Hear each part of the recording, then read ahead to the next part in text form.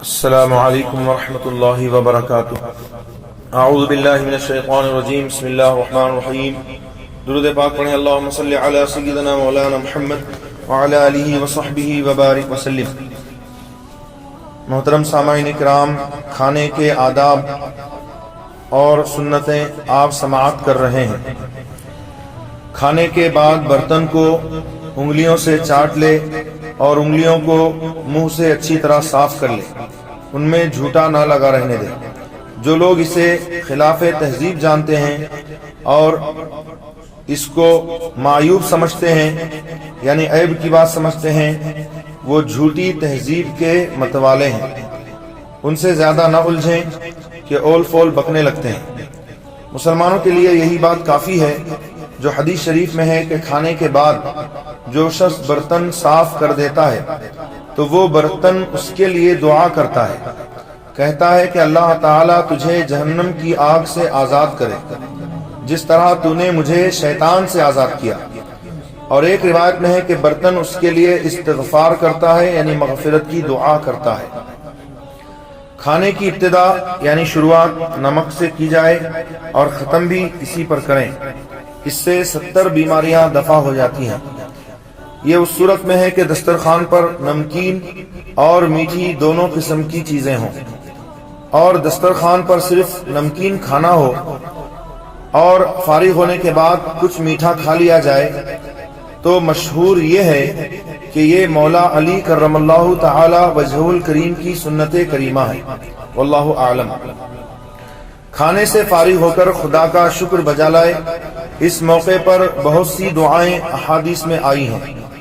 زیادہ مشہور دعا یہ ہے، الحمدللہ الذی اطعمنا وسقانا وجعلنا من المسلمین، یعنی تمام خوبیاں اس اللہ عز و جل کے لیے ہیں جس نے ہمیں کھلایا اور ہمیں پلایا اور ہمیں مسلمانوں میں بنایا۔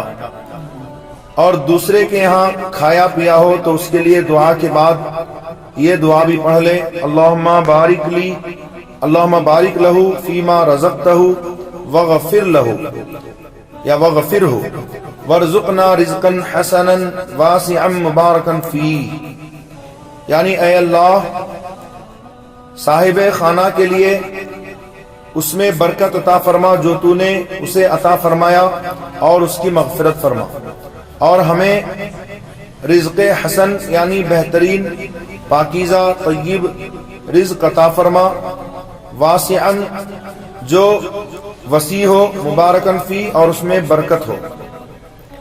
جب دسترخوان بڑھ جائے تو اب اٹھ کر ہاتھ دھوئے کہ چکنائی وغیرہ ہاتھوں میں نہ رہے، پھر رومال وغیرہ سے پونچھ لے۔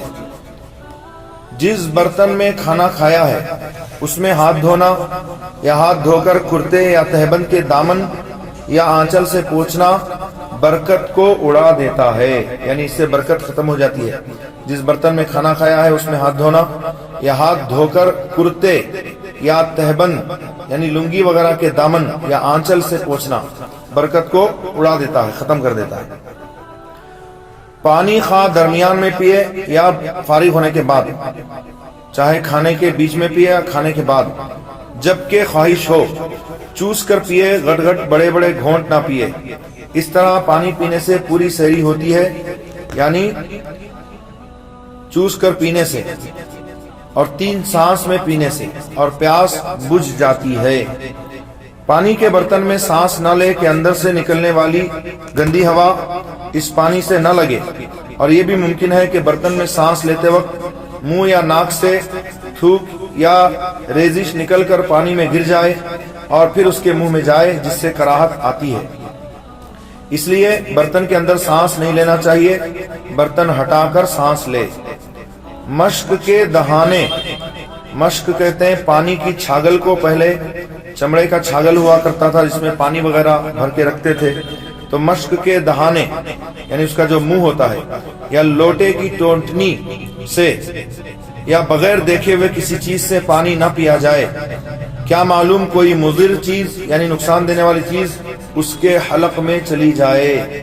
اس لیے پانی دیکھ کر پینا سنت ہے کہ اگر اس میں کچرا یا نقصان دینے والی کوئی چیز ہو تو وہ اس سے پرہیز کرے، بچے۔ پینے کی وہ چیز زیادہ پسندیدہ ہے جو شیریں اور ٹھنڈی ہو، یعنی میٹھی اور ٹھنڈی ہو، مگر چائے کہ وہ گرم ہی پی جاتی ہے، لیکن ایسی گرم نہیں کہ ہونٹ کو جلا دے، منہ کو سجا دے، ایسی گرم چائے بھی نہیں پینی چاہیے۔ حدیث شریف میں ہے جو شخص اللہ عز و جل اور روز قیامت پر ایمان رکھتا ہے وہ مہمان کا اکرام کرے۔ من یؤمن باللہ والیوم الآخر فلیکرم ضیفہ، جو اللہ اور قیامت کے دن پر ایمان رکھتا ہے وہ اپنے مہمان کا اکرام کرے، عزت کرے۔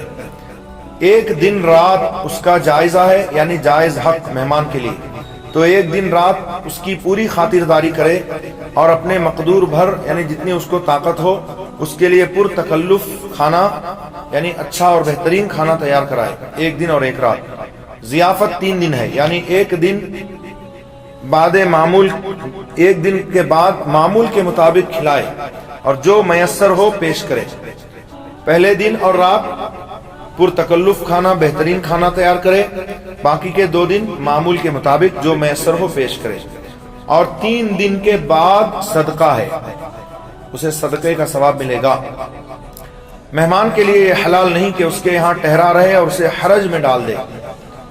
تو اگر مہمان کے رکنے سے میزبان کو تکلیف ہو رہی ہے تو اس مہمان کو رکنا نہیں چاہیے، اور اگر میزبان خود اصرار کرے تو اور سچے دل سے اصرار ہو تو اس میں رکنے میں کوئی حرج نہیں ہے۔ مہمان کو 4 باتیں ضروری ہیں۔ نمبر 1، جہاں بٹھایا جائے وہیں بیٹھے۔ نمبر 2، جو کچھ اس کے سامنے پیش کیا جائے اس پر خوش ہو اور کوئی ایسی حرکت نہ کرے جس سے میزبان کو تکلیف ہو۔ نمبر 3، بغیر اجازت صاحب خانہ، یعنی گھر والے کی اجازت کے بغیر وہاں سے نہ جائے، نہ اٹھے۔ نمبر 4، اور جب وہاں سے جائے تو اس کے لیے دعا کرے۔ میزبان کو چاہیے کہ مہمان سے وقتاً فوقتاً کہے کیا اور کھاؤ، مگر اتنا اصرار نہ کرے کہ وہ زیادہ کھا جائے اور پھر نقصان اٹھائے۔ مہمان سے دل خوش کن باتیں بھی کرتا جائے جس سے مہمان کا دل خوش ہو۔ مہمان کے سامنے گھر والوں یا خادم پر ناراض نہ ہو۔ مہمان اگر تھوڑے ہوں تو میزبان ان کے ساتھ کھانے پر بیٹھے کہ یہی تقاضۂ محبت ہے، اور مہمان زیادہ ہوں تو ان کی نگہداشت اور خدمت میں مشغول رہے تاکہ کسی چیز کی کمی نہ رہے۔ مہمانوں کے ساتھ ایسے کو نہ بٹھائے جس کا بیٹھنا ان پر گراں ہو اور اس سے ان کو تکلیف ہو۔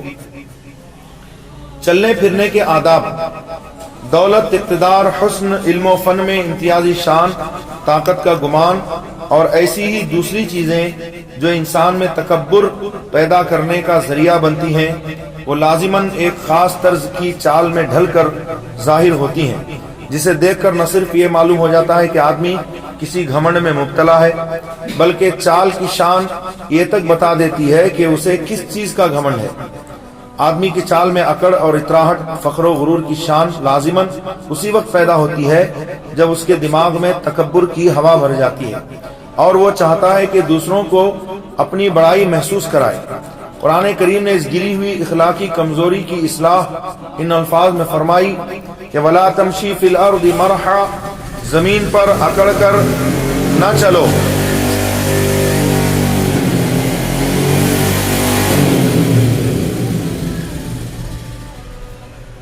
مقصود اس سے ہر طرح کے فقر و غرور، تکبر کی روک تھام ہے کہ مسلمان جباروں اور متکبروں کی روش سے بچیں اور بجائے فخر و غرور کے جو جاہلیت اور جاہلی قوموں کا شعار ہے اپنے مزاج میں نرمی اور تواضع پیدا کریں، اور یہاں تک کہ چال ڈھال اور رفتار میں تواضع و انکسار کا اثر ظاہر ہونے لگے۔ آدمی کو راستے میں متانت، سنجیدگی اور خاکساری، انکساری کے ساتھ قدم اٹھانا چاہیے۔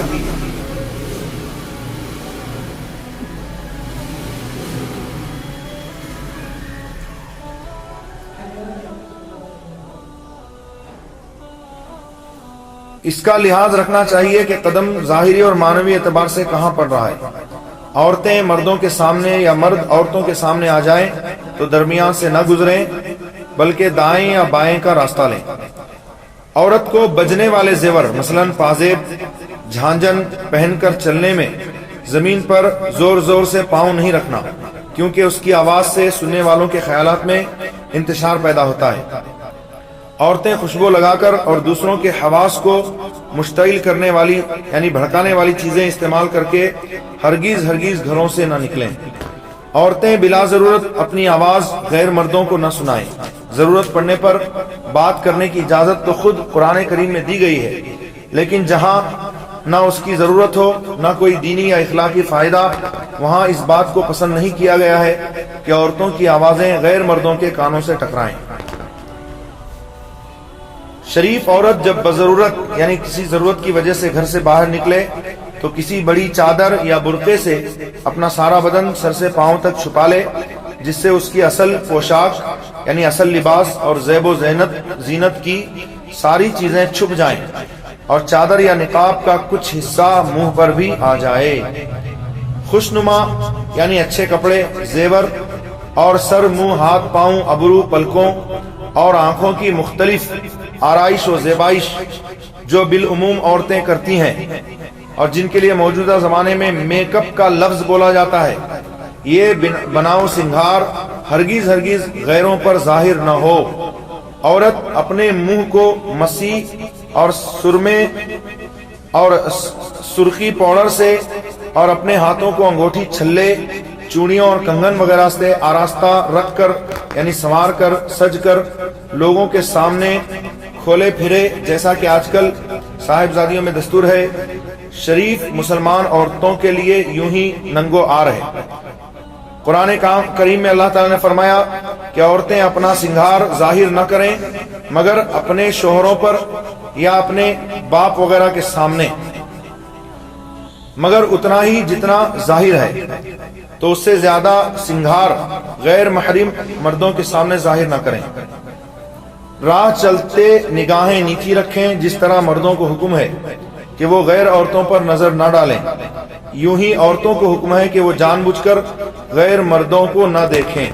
نگاہ پڑ جائے تو فوراً ہٹا لیں، اگرچہ وہ مرد نابینا ہو۔ یہ کسی طرح بھی جائز نہیں کہ عورتیں اطمینان سے مردوں کو گھوریں اور ان کے حسن و جمال یا بدصورتی کو بحث کا موضوع بنا کر ان کے جسمانی ساخت کا جائزہ لیں۔ وما علینا الا البلاغ المبین وآخر دعوانا الحمد للہ رب العالمین۔ اللہم صلی علی سیدنا محمد وعلی آلہ وصحبہ اجمعین۔ اللہ تعالیٰ اپنے حبیب علیہ السلام صدقے ہم سب کو ان احکام پر عمل کی توفیق عطا فرمائے۔ استغفر اللہ ربی من کل ذنب واتوب الیہ، لا الہ الا اللہ محمد رسول اللہ صلی اللہ علیہ وسلم۔ امید کرتا ہوں آپ حضرات اس درس کو خود بھی سماعت کریں گے اور دوست و احباب کو شیئر کریں گے۔ فجزاکم اللہ تعالی احسن الجزاء۔ السلام علیکم ورحمۃ